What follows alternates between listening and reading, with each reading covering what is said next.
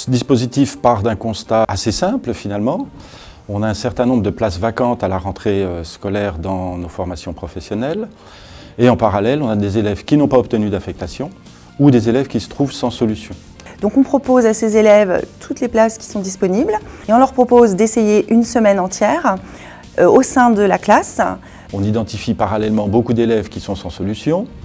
Donc l'idée, tout simplement, c'est de leur permettre de découvrir une ou deux sections professionnelles en allant faire un mini-stage dans les lycées professionnels qui offrent des places vacantes. Le dispositif ALESA, je pense que c'est vraiment surtout l'opportunité pour les élèves d'être mis en situation et donc de prendre conscience des contenus, des enjeux de tel ou tel type de parcours. C'est plus un sprint qu'il faut faire pour repérer, analyser, proposer et ensuite être dans l'accompagnement de ces jeunes. Grosso modo, d'une année sur l'autre, c'est à peu près une vingtaine, une trentaine d'élèves qui retrouvent une place en lycée professionnel. Le jeune intègre directement à la fin la scolarité et reprend complètement le rythme normal comme les autres élèves. Je me déplace dans l'établissement pour voir si tout va bien, si l'élève a pris ses marques, surtout le premier jour. Ce qu'on cherche avant tout, c'est à tester la motivation de l'élève. C'est le plus important, le test. C'était pour voir si je travaillais bien, si je me mettais bien à fond, si je m'entendais bien avec les autres, que ce n'était pas d'histoire. Cette semaine d'intégration permet aux jeunes vraiment de voir le métier en lui-même et toutes les activités qui sont liées à ce métier-là. ALESA a une durée de vie normalement de 3 semaines et on a lancé maintenant depuis 1 an le système d'ALESA au fil de l'eau. C'est-à-dire qu'on va être sur une année complète, alors avec plusieurs phases, c'est-à-dire le processus ALESA classique qui s'arrête en gros aux vacances de la Toussaint, jusqu'à Noël où on peut continuer, mais là de manière beaucoup plus parcellaire. Du côté des élèves, c'est une remobilisation. Du côté des enseignants aussi, c'est montrer qu'une section peut être vivante et pouvoir continuer à accueillir des élèves, surtout que les parcours différents de ces élèves peuvent être une richesse pour la classe. Alors Gwendoline était une élève qui faisait partie de ce dispositif ALESA. Donc on m'a contacté à partir de la 3e semaine de septembre, par l'intermédiaire de notre coordonnatrice, Carole Guillaume, disant qu'elle avait une élève qui hésitait entre demander un CAP-CIP, donc conducteur d'installation de production, ou un CAP ATMFC, donc assistant technique en milieu familial et collectivité. Cette jeune avait un profil, elle sortait d'une classe de 3e SECPA. Elle ne savait plus où aller, donc elle se retrouve en septembre avec aucune orientation. Je ne voulais pas rester chômeuse, je voulais trouver quelque chose à m'occuper. Je lui ai proposé de faire donc 2 stages dans un lycée en sanitaire et social et un 2e stage d'1 semaine dans ce lycée Antoine dans le secteur industriel. Elle n'a pas de niveau, alors ils l'ont mis dans une liste d'attente, elle était 26e, 29e et jamais elle montait dans la liste. Et quand on voyait juillet, août, septembre, toujours rien et qu'on se dit mais il y a chômage, c'est pas possible à son âge.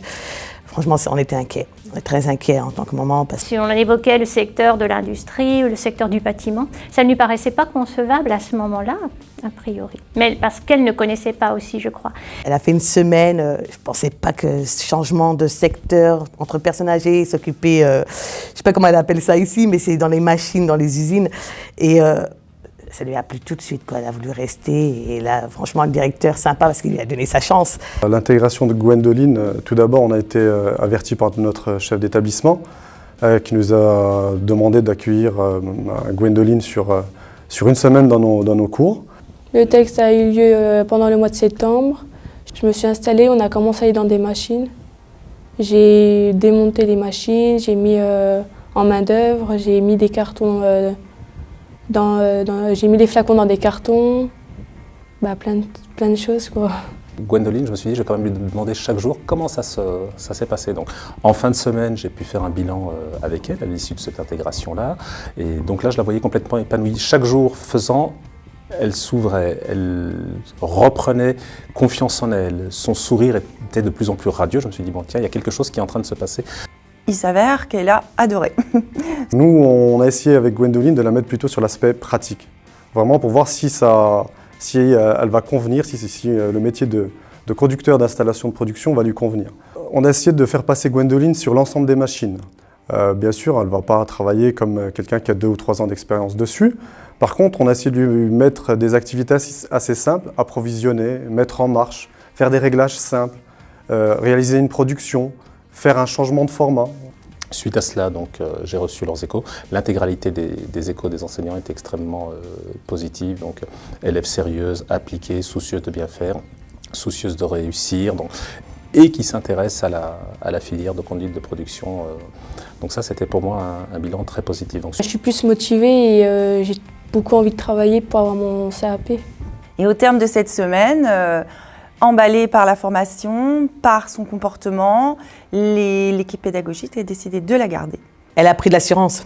Elle a changé beaucoup parce qu'elle a pris de l'assurance. Avant, elle était timide, renfermée. Elle se mélangeait pas avec les autres élèves ou même avec les profs. Elle parlait pas. Même si elle avait des problèmes, elle demandait pas. Que là, maintenant, elle demande. Elle va, elle s'est fait des amis.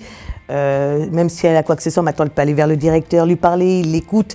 Je veux dire, c'est génial tout ça, franchement. Voilà. Sa motivation, tout ce qu'elle met en œuvre, les efforts qu'elle fournit, eh bien, ça nous satisfait aujourd'hui.